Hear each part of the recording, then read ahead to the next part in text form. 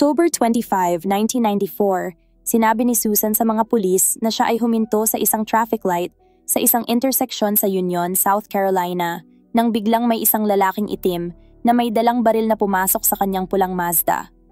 Ayon sa kanya, inutusan siya ng lalaki na magmaneho ng ilang sandali bago sila huminto sa isang liblib na lugar. Doon daw siya pinababa ng lalaki sa sasakyan at iniwan. Dala ang kanyang 2 anak, ang 3 taong gulang na si Michael at ang 14 na buwang gulang na si Alex, na nakaupo pa rin sa kanilang car seat sa likod ng kotse. Ayon kay Susan, habang sila'y nasa biyahe, sinubukan niyang kausapin ang lalaki, ngunit tinakot siya nitong papatayin kapag hindi siya tumahimik. Habang umiiyak ang kanyang mga anak sa likod, sinikap niyang pakalmahin sila. Nang siya'y pinaalis ng lalaki sa sasakyan, nakiusap siyang kunin ang kanyang mga anak, ngunit tumanggi ito at sinabing wala siyang oras. Naiwan siyang takot na takot habang ang kanyang mga anak ay umiiyak. Matapos makalabas ng sasakyan, tumakbo si Susan papunta sa isang kalapit na bahay at kumatok ng malakas, humihingi ng tulong. Agad siyang pinapasok ng residente at tumawag ito sa 911. Ipinagbigay alam nila sa awtoridad na may babaeng dumating sa kanilang bahay na sinabing ninakaw ang kanyang kotse habang nasa stoplight kasama ang kanyang 2 anak. Dumating ang mga pulis makalipas lamang ang ilang minuto at agad na nagsagawa ng malawakang paghahanap. Sa loob ng 9 na araw, buong bansa ang nakiisa sa paghahanap sa 2 batang nawawala. Naglabas ng Amber Alert, nagkaroon ng mga roadblock at ipinaskil ang mga larawan nina Michael at Alex sa mga tindahan, gasolinahan at iba pang pampublikong lugar. Sinuri ng mga investigador ang mga CCTV, traffic camera at nakipag-ugnayan sa mga saksi, ngunit walang makapagturo ng kahit anong insidente ng carjacking sa gabing iyon. Pinalawak ng mga awtoridad ang paghahanap lampas sa Union County. Maraming pulis, volunteers at mga search dogs ang naghalughog sa mga liblib na kalsada at kagubatan. Sinuyod din ang mga lawa at ilog at gumamit ng mga helicopter para hanapin ang pulang Mazda Protege. Sinuri rin ng mga detective ang mga crime report ngunit walang kaso ang tumugma sa kwento ni Susan. Naging pambansang balita ang kaso. Araw-araw, mapapanood si Susan sa telebisyon, umiiyak at nananawagan ng tulong, humihiling ng ligtas na pagbabalik ng kanyang mga anak. Nakisimpatiya ang buong komunidad. Nag-organisa ang mga residente ng mga community search at ang mga negosyo ay nagbigay ng pagkain at supply sa mga search team. Bilang pakikiisa, pinapanatiling bukas ng mga residente ang kanilang ilaw sa porch tuwing gabi, umaasang ligtas pang babalik ang 2 bata. Sumali rin ang FBI sa investigasyon at dagsa ang mga tips mula sa publiko habang patuloy ang paghingi ng tulong ni Susan. Ngunit habang lumalalim ang investigasyon, unti-unting nagkaroon ng pagdududa ang mga awtoridad. Sa mga sumunod na araw, pinagtuunan nila ng pansin si Susan. Pinapalalim ang mga tanong sa bawat pag-uusap. Napansin ng mga detective na pabago-bago ang emosyon ni Susan. Kapag nasa press conference, humahagulhol siya sa iyak at halatang balisa. Ngunit kapag nasa pribadong pag-uusap, kalmado siya. Minsan ay tila masayahin pa. Isang detective ang nag-report na tila masyadong tuwang-tuwa si Susan matapos ang isang televised interview. Isang kakaibang asal para sa isang inang nawalan ng 2 anak. Bago pa man nagsimula, lumingon si Susan kay David, manghang-mangha at di makapaniwala na para bang sabik na sabik sa ideyang mapanood siya sa TV. Ngunit pag-ikot ng kamera, agad siyang nagbago ng anyo at nagpakita bilang isang nagluluksa at sugatang ina. Halatang halata na nasisiyahan siya sa atensyon ng publiko. Samantala, ang 24 years old na si David ay tahimik lang na nakaupo sa tabi niya, tila tuliro at hindi makapaniwala sa mga nangyayari. Hindi nagbabago ang ekspresyon sa kanyang mukha. Wala ni isang bakas ng emosyon. Napansin din ng mga detective na si Susan ay hindi nagtatanong tungkol sa isinasagawang paghahanap sa kanyang mga anak. Karaniwan, ang mga magulang ng nawawalang bata ay palaging humihingi ng update. Ano na ang ginagawa ng mga pulis? May bagong lugar bang hinalughog? May lead na ba? Ngunit si Susan ay kapansin-pansing walang kibo, parang hinihintay lamang na lapitan ng mga detective sa halip na siya ang mangulit para sa sagot. Mas lalo pang naging kakaiba ang kilos niya kapag walang media. Nahuli siyang tumatawa at nakikipagkwentuhan ng casual, lalo na kapag akala niya'y walang nakatingin. Napansin ng mga investigador ang mabilis niyang pagbabago ng damdamin, mula sa pag-iyak sa harap ng kamera hanggang sa pagiging kalmado at komportable sa pribado. At kung pag-iyak ang pag-uusapan, masyado pang mabait ang salitang iyon, dahil kahit na paulit-ulit siyang nagmamakaawa sa TV, hindi man lang siya lumuluha. May mga bahagi din ng kanyang kwento na hindi tumutugma. Ayon kay Susan, pinilit daw siya ng carjacker na magmaneho ng halos 1 oras bago siya pinaparada at pinalayas palabas ng sasakyan. Ngunit nang balikan ng mga pulis ang kaniyang sinasabing ruta, wala ni isang testigo, wala ring security footage at walang ebidensyang sumusuporta sa timeline niya. At naroon pa ang insidente sa stoplight. Sa simula, sinabi ni Susan na huminto siya sa red light sa Monarch Mills Road nang biglang lumapit ang lalaki sa kaniyang sasakyan. Ngunit sa 10 oras ng gabing iyon, ang mga traffic lights sa nasabing lugar ay nakatimer para lamang tumigil kung may cross traffic. Hindi rin mananatiling pula ang ilaw ng ganoon katagal gaya ng sinasabi niya. Walang taong nakakita ng babaeng stranded or anumang kaguluhan sa nasabing interseksyon. Wala ring pisikal na ebidensya. Walang tire marks kung saan daw siya pinaalis ng lalaki sa sasakyan. Walang sino mang nakakita sa Mazda ni Susan. Walang sightings. Walang anuman. Pagsapit ng 3 araw ng paghahanap, tumigil na ang mga investigador sa pagtutok sa hinahanap nilang carjacker. Sa halip, si Susan na mismo ang kanilang pinagtutuunan ng pansin. Sa una, hindi nila isiniwalat sa publiko ang kanilang hinala. Sa panlabas, tila isang aktibong investigasyon pa rin ito. Ngunit sa likod ng mga kaganapan, tahimik na silang nangangalap ng ebidensya laban kay Susan. Muling isinalang si Susan sa investigasyon. Pinaulit-ulit ang kanyang kwento, isa-isa at detalyado. Ngunit sa bawat pagbabalik niya sa salaysay, may palaging nagbabago. Hindi niya matandaan ng tiyak kung gaano katagal siyang pinilit magmaneho, ni kung anong direksyon ang kanyang kinaharap nang huminto sa red light.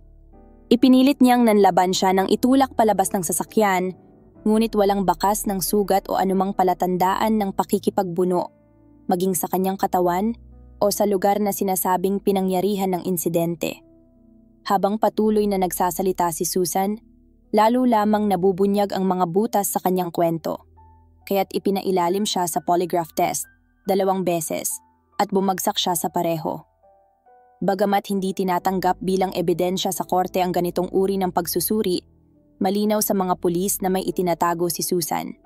Lumipas ang mga araw at ang balita ukol sa pagbagsak niya sa polygraph at ang mga pagkakaiba-iba sa kanyang pahayag ay nagsimulang kumalat sa publiko. Parang may mali talaga, ang sabi ng ilan. 2 beses siyang bumagsak. Hindi yan basta-basta. Sa kabila ng lahat, nanatiling kumbinsido si David na nagsasabi ng totoo si Susan. Pilit niya itong pinapalakas ng loob. Sinasabing, ang pagbagsak sa polygraph ay dahil lamang sa matinding emosyon na nararamdaman ni Susan. Tinuruan pa niya ito kung paano maging kalmado sa susunod na pagsusuri. Ngunit kahit siya ay napansin na mas inaalala ni Susan kung ano ang iniisip ng tao tungkol sa kanya, kung siya ba'y mukhang nagsisinungaling kaysa sa tunay na kapakanan ng kanilang mga anak. Ngunit sa mata ng batas, ibang-iba ang pananaw. Araw-araw, lalong tumitibay ang paniniwala ng mga detective na nagsisinungaling si Susan, kaya't muling ipinatawag siya para sa isa pang interogasyon. 9 na araw na ang lumipas mula nang mawala sina Michael at Alex. Bago siya humarap sa mga pulis, si Susan at David ay nagbigay muna ng isang panibagong panayam sa telebisyon. Nakalaunan ay magiging huli na nilang dalawa bilang magkasama sa harap ng kamera. Sabi ni Susan sa panayam, "Sa tingin ko, napakasama at emosyonal na sira ang bait ng taong kayang kunin ang 2 inosenteng bata, ang kayang ihiwalay sila sa kanilang mga magulang." Pagkatapos noon, oras na para sa panibagong investigasyon. Ang mismong sheriff na si Howard Wells, na hindi lang tagapamuno kundi ninong pa ni Susan, ang humarap sa kanya. Diretsahan niyang sinabi kay Susan na alam niyang nagsisinungaling ito tungkol sa carjacking. Ipinaalala niya na imposible ang kwento ni Susan ukol sa pagtigil niya sa red light sa Monarch Mills Road, lalo't walang ibang sasakyan sa paligid noong mga oras na iyon. Binanggit din niyang binago na ni Susan ang kwento niya para lamang maipaliwanag ang butas sa orihinal na salaysay. Ngunit kahit ang bagong bersyon ay hindi pa rin kapani-paniwala. Dito niya ibinunyag ang hindi inaasahan ni Susan. May mga undercover officer pala na nakapwesto sa intersection noong gabing iyon para sa isang drug operation. At wala ni isa sa kanila ang nakakita ng carjacker. Wala na siyang matakbuhan. Sinabi ni Wells na kailangan na niyang isiwalat sa publiko ang totoo. Ang kasinungalingan ni Susan ay nakalikha na ng tensyon sa black community ng Union at hindi niya maaaring hayaang magpatuloy ang maling impormasyon. Sa puntong iyon, humiling si Susan ng panalangin. Pagkatapos ng kanilang dasal, tiningnan siya ni Wells at sinabi, "Susan, panahon na." Yumuko si Susan at nagsimulang umiyak. Paulit-ulit niyang sinasabi kung gaano siya nahihiya. Sa isang desperadong sandali, nakiusap siya kay Sheriff Wells na hiramin ang kanyang baril. Gusto na raw niyang tapusin ang lahat. Nang tanungin kung bakit, ang tugon niya, "Hindi mo naiintindihan. Hindi ayos ang mga anak ko." Dito niya isinalarawan ang matinding lungkot at kalungkutang naramdaman niya habang nagmamaneho sa kahabaan ng Highway 49 noong gabing iyon. Plano sana niyang dalhin ang mga anak sa bahay ng kanyang ina, ngunit sobrang bigat ng kanyang emosyon na pakiramdam niya ay wala nang makakatulong, kahit ang sariling ina. Nagsimulang magbukas si Susan ukol sa kanyang buong buhay. Ang pakiramdam ng pagiging laging nag-iisa, ang mga pagkabigo, ang depresyon, ang naranasang abortion, at ang sirang relasyon nila ni David. Pumayag siyang gumawa ng nakasulat na confession. Maingat niyang pinuno ang 2 pahina, gamit ang bilugan niyang sulat. Gumuhit pa siya ng maliliit na puso tuwing isinusulat niya ang salitang puso. Ayon sa kanyang isinulat, plano niya noong lumusong sa lawa habang nakasakay sa sasakyan at doon magpakamatay ng mag-isa. Ngunit, sa gitna ng kanyang pag-iisip, naniniwala siyang mas mabuti kung ang kanyang mga anak ay mapupunta na lamang sa piling ng Diyos, na huwag na silang maiwang walang ina. "I was ready to go down that ramp into the water," ang isinulat niya. "And I did go part way, but I stopped. I went again and stopped." 3 beses daw niyang sinubukang ilusong ang sasakyan sa tubig, inilalagay sa neutral, ngunit palaging hinihila ang parking brake bago ito umusad. Hanggang sa 3 beses, nakatayo pa rin siya sa labas ng sasakyan. Sa gitna ng matinding lungkot at kawalan ng pag-asa, iniabot niya ang kamay sa loob ng sasakyan at tuluyang binitawan. "I was an absolute mental case. I couldn't believe what I had done, Anya. I never meant to hurt them. My children Michael and Alex are with our Heavenly Father now, and I know that they will never be hurt again. As a mom, that means more than words could ever say." Ang sasakyan, kasama sina Michael at Alex na nakabuckle up sa kanilang mga upuan, ay dahan-dahang gumulong at tuluyang nalunod sa madilim na tubig ng lawa. At si Susan ay basta na lamang lumakad palayo. Hindi na isang misteryo ang pagkawala ng mga anak ni Susan. Ngunit ang mas madilim na katotohanan kung bakit ito nangyari ay unti-unting lumilitaw pa lamang. Nagsimula nang lumabas ang mga hindi komportableng detalye nang tanungin ng mga detective si Susan kung bakit niya ginawa iyon. Inamin niyang may kinalaman ito sa laman ng isang liham. Ngunit para tunay na maunawaan ang kahalagahan ng sulat na iyon, kailangang balikan ang dahan-dahang pagbagsak ng buhay ni Susan Smith bago pa man naganap ang trahedya. Si Susan Lee Vaughn ay ipinanganak noong September 26, 1971 sa Union, South Carolina. 6 na taong gulang pa lamang siya nang magpakamatay ang kanyang ama na si Harry Vaughn. Makalipas ang ilang taon, nag-asawa muli ang kanyang ina na si Linda sa isang lalaking nagngangalang Beverly Russell, isang lokal na negosyante at aktibong miyembro ng Christian Coalition. Bilang isang dalagita, inireport ni Susan na siya ay sexual na inabuso ni Beverly. Nakalaunan ay inamin naman ng lalaki. Pagkatapos ng high school, nagtrabaho si Susan sa Conso Products, isang kumpanyang pangtela sa Union. Dito niya nakilala si David Smith at agad silang naging magkasintahan. Mabilis ang naging takbo ng kanilang relasyon. Noong March 1991, sa edad na 19, ikinasal sila. Subalit simula pa lang ay magulo na ang kanilang pagsasama. Pareho silang nasangkot sa mga extramarital affair at madalas ang kanilang mga pagtatalo at paghihiwalay. Sa kabila ng lahat, nagkaroon sila ng 2 anak, si Michael, ipinanganak noong 1991, at si Alex noong 1993. Pinaigting pa ng kahirapang pinansyal ang mga problema sa kanilang pagsasama. Nakatira sila sa isang simpleng bahay. Parehong may trabaho ngunit kapos pa rin sa pera. Ayon sa mga ulat, may hilig si Susan sa mamahaling bagay at hindi niya ikinatuwa ang kanilang estado sa buhay. Makailang ulit silang naghiwalay at noong May 1994, opisyal na silang nagdiborsyo. Kaya kahit na magkasama silang lumabas sa TV na parang isang pamilyang buo, matagal na silang legal na hiwalay. Nanatili lamang ang koneksyon nila dahil sa mga anak.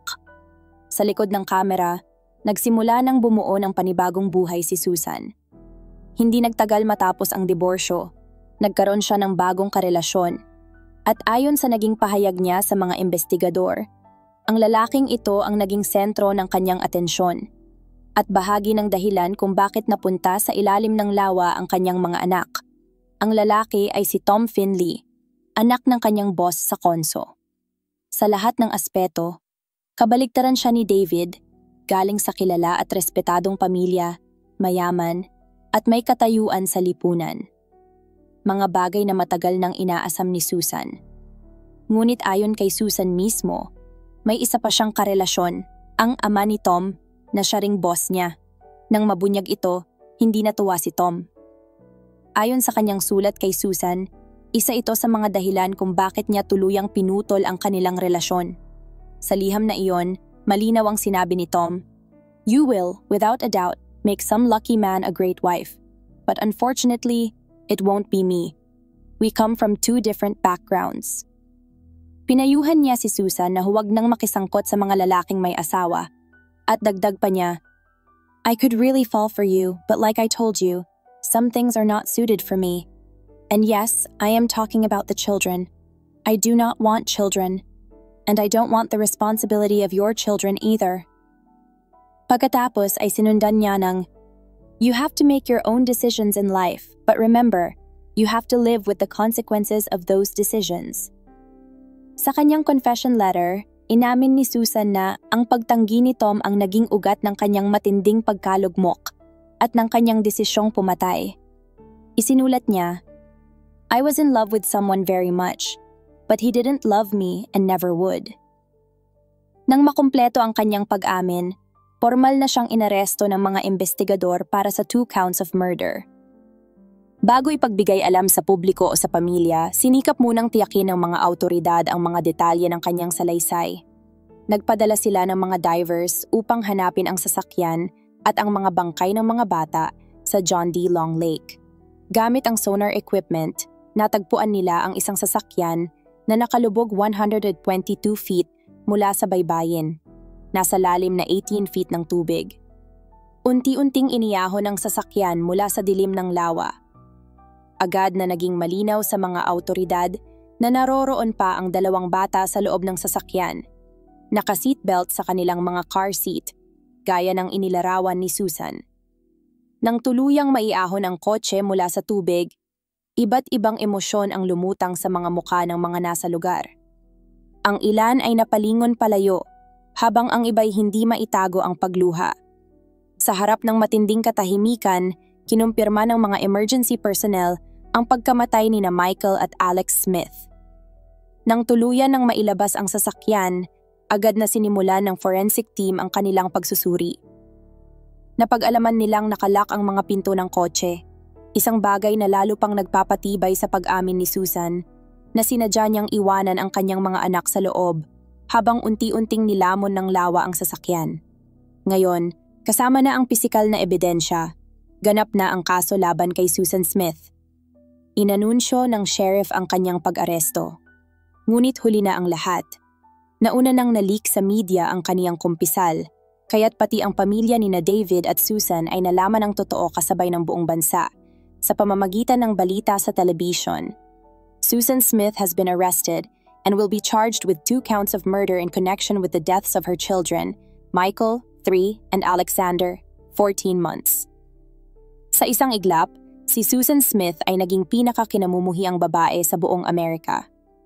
Sa Union, South Carolina, habang siya'y inaaresto, libu-libong tao ang nakatutok sa telebisyon habang siya ay inaakusahang pumatay sa sarili niyang mga anak.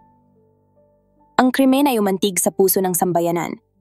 Maraming tao, mga nanalangin noon para sa ligtas na pagbabalik ni na Michael at Alex, ang ngayoy nagdurusa sa pagkabigla at galit na nararamdaman.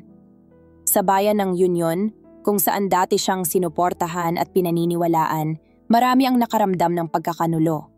Maging ilang miyembro ng kanyang sariling pamilya ay piniling lumayo sa kanya. Hindi ko talaga matanggap na may nanay na kayang gawin yon sa mga anak niya, ani ng isa. Wala talagang dahilan sa mundong ito para gawin yon ng isang ina. Nang tanungin kung naniwala ba sila sa simula, ang sagot ng karamihan, "Oo, naniwala kami. Lahat kami. Pero may mali talaga mula pa noong umpisa." Lalong naggingit-ngit ang publiko at ang media ay tila hindi din nag-atubiling hatulan siya. Tinawag siyang monster at the most hated mother in America. Nang dinala si Susan sa kustodya, sinalubong siya ng mga taong galit na galit sa labas. Ngunit hindi lang galit ang naramdaman ng marami dahil sa ginawa niya. Mas lalong nakadagdag sa galit ang kanyang kasinungalingan. Sa loob ng 9 na araw, hinayaan ni Susan na paniwalaan ng buong bansa na isang itim na lalaki ang dumukot sa kanyang mga anak habang tinututukan siya ng baril. Ang kanyang kwento ay nag-udyok ng pangamba, galit at pagkakadawit ng mga inosente. Sa Union, isang bayan na may malalim at magulong kasaysayan ng alitan sa pagitan ng iba't ibang lahi, lalong tumindi ang banta at panganib ng sitwasyon dahil sa ginawa ni Susan. Ngunit para sa ina ni Susan na si Linda Russell, iba ang pananaw. Galit siya sa media sa paraan ng kanilang pagtrato sa anak niya. "Gusto naming mahatulan si Susan sa korte, hindi sa media," ani Linda. "Ginulo at sinaktan nila siya, dapat mahiya kayong lahat."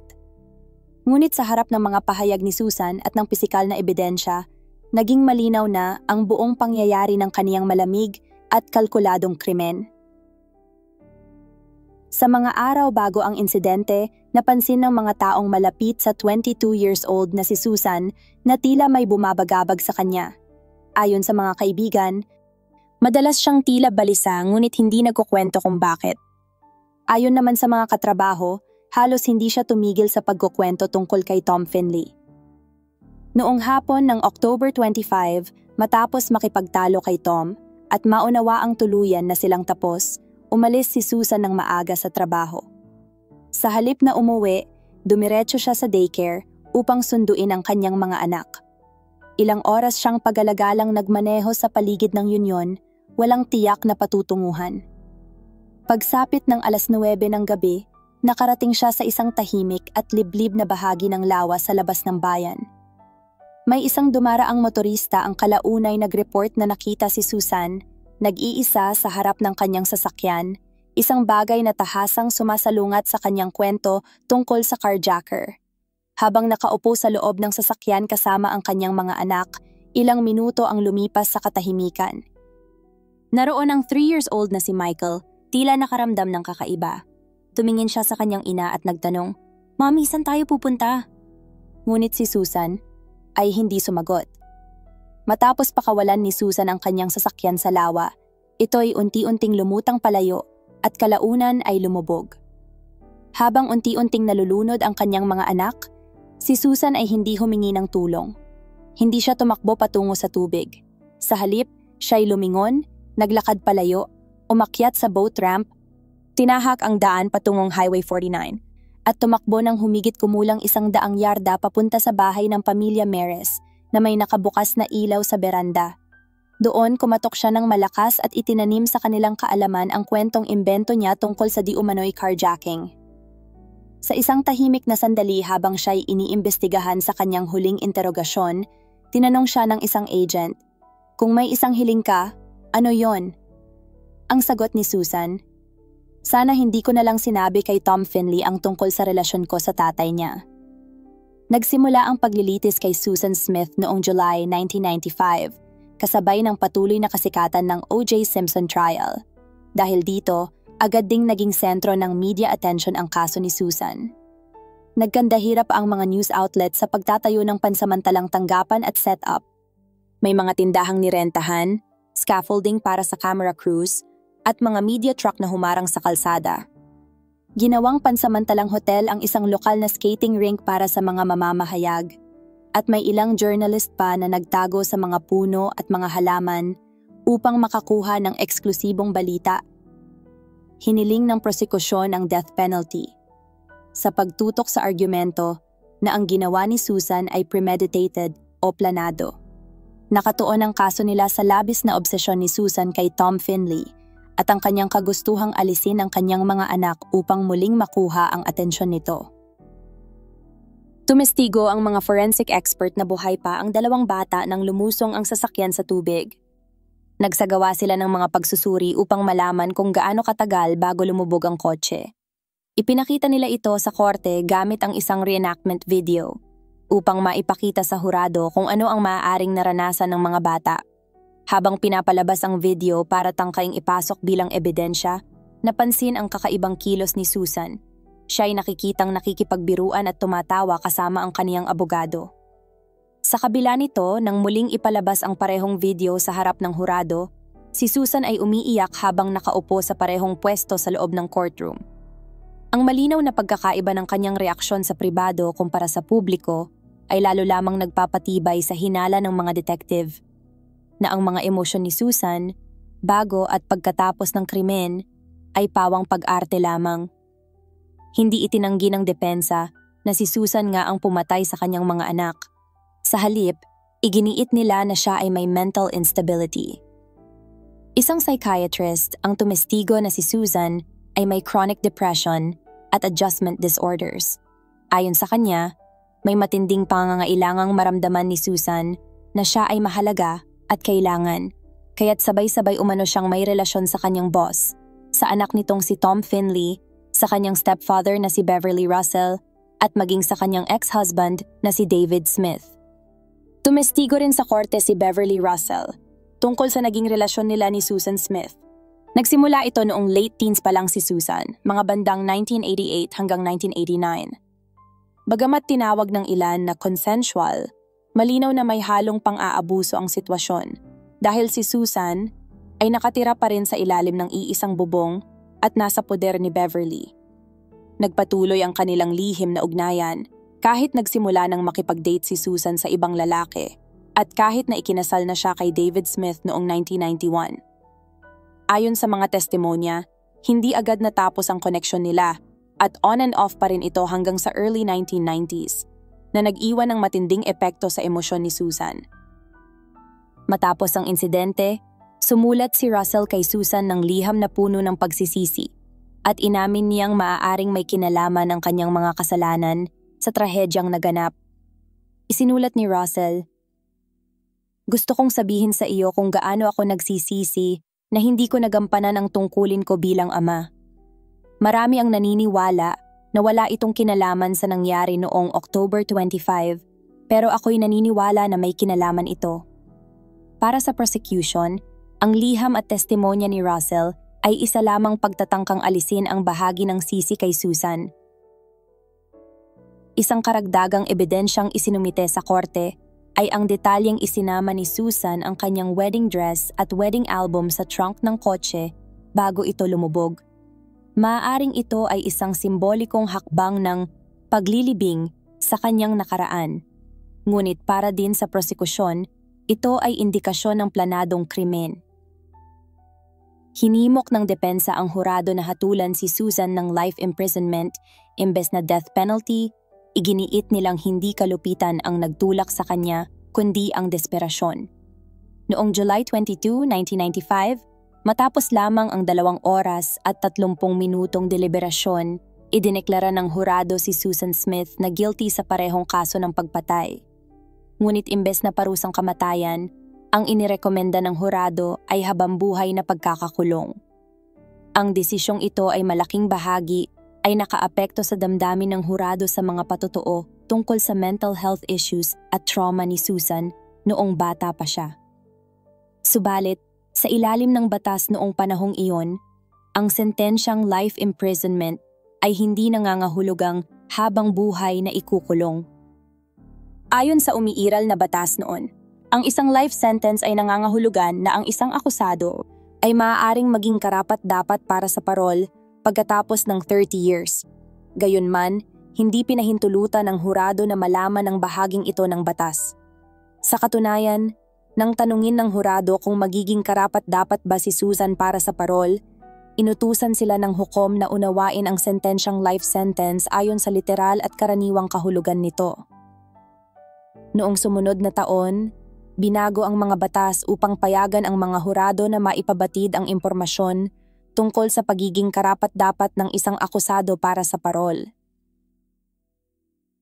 Sa mga sumunod na taon matapos ang pagkawala ng kanyang mga anak, nahirapan si David Smith na muling buuin ang kanyang buhay.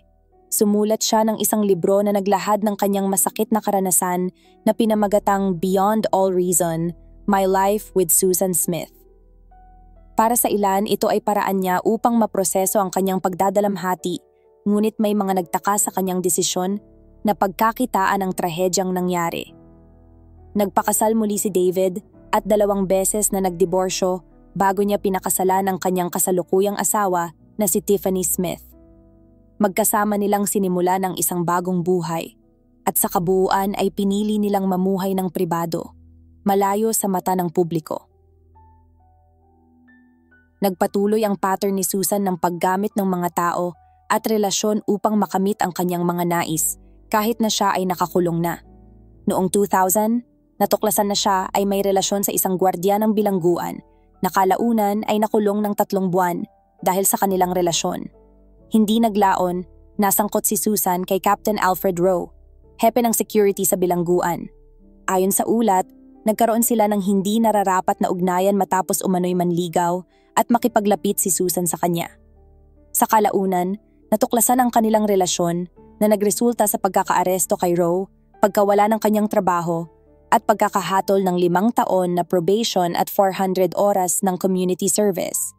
Idinagdag din ang kanyang pangalan sa pambansang sex offender registry kung saan mananatili ito habang buhay.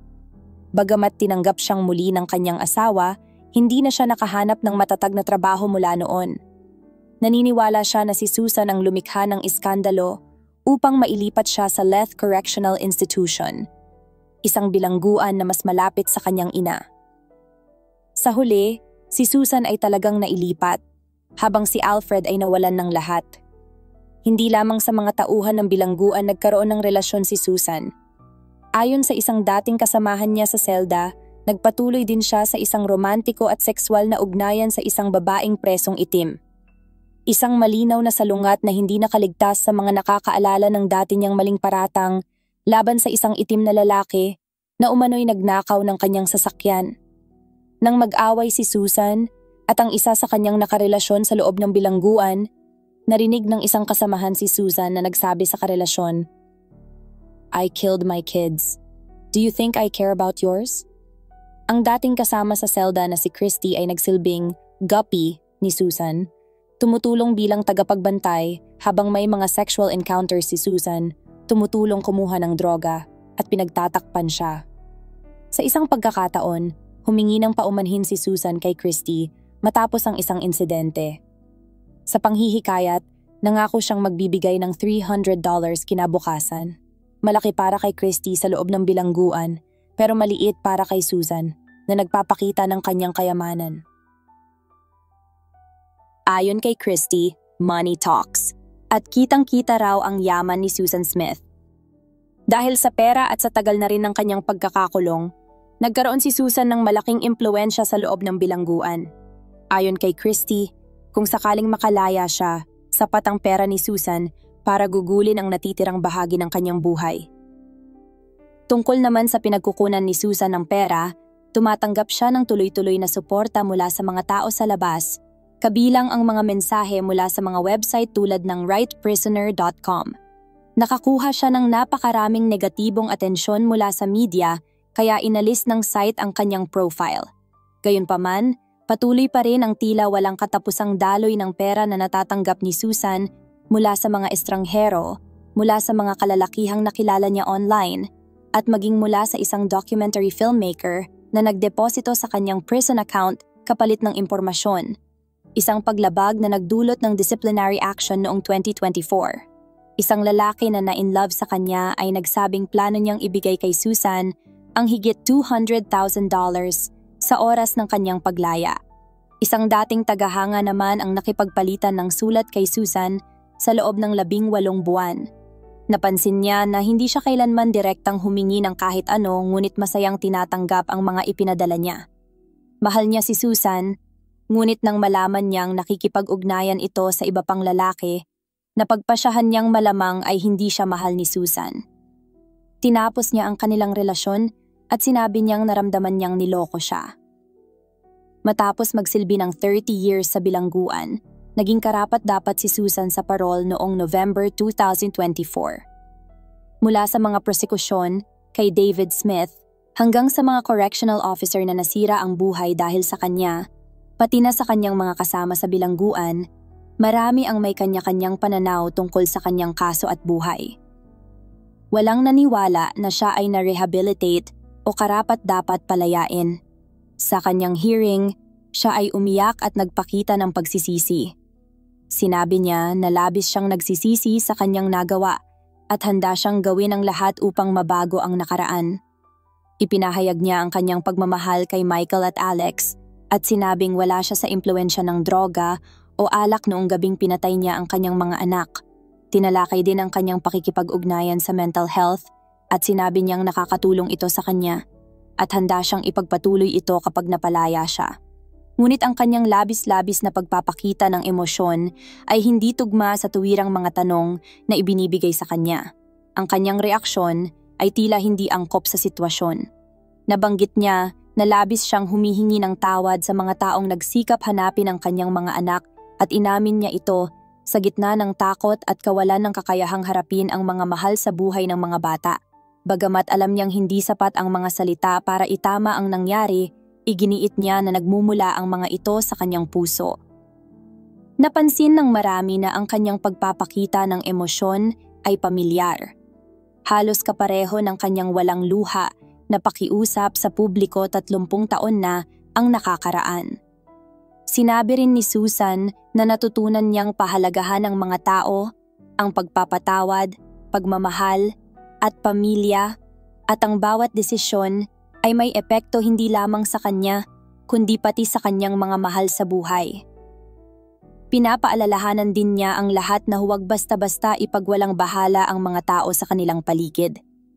Ipinahayag niya ang kanyang pananampalataya bilang Kristiyano at ang paniniwala na siya ay pinatawad ng Diyos sa pamamagitan ng kanyang biyaya at awa. Nais din niyang makita ng parole board ang parehong uri ng awa at pangunawa sa kanya. Dumalo si David Smith sa hearing at pinaalalahanan ang parole board na ang ginawa ni Susan ay isang sinadyang krimen, hindi isang aksidente. Sa kabila ng lahat, nagkasundo ang parole board na hindi siya karapat-dapat palayain, na ang kanyang kasaysayan ng manipulasyon at mga paglabag sa bilangguan ang naging malaking dahilan sa kanilang desisyon. Iniulat na sobra siyang nalungkot sa naging resulta. Patuloy siyang nakakulong sa Leth Correctional Institution at ang susunod niyang parole hearing ay nakaschedule sa November 2026.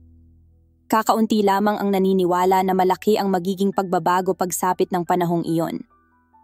Sa huli, nanatili ang isang katotohanan. Si Susan Smith ay palaging inisip ang kanyang sariling kapakanan. Mula sa mga kasinungalingan na ginawa niya sa publiko hanggang sa kanyang manipulasyon sa likod ng rehas, bawat kilos niya ay para sa sarili niya lamang. Ngunit sa iyong palagay, may pagkakataon pa ba siyang magbago? Dapat bang bigyan siya ng parol pagkatapos ng ginawa niya?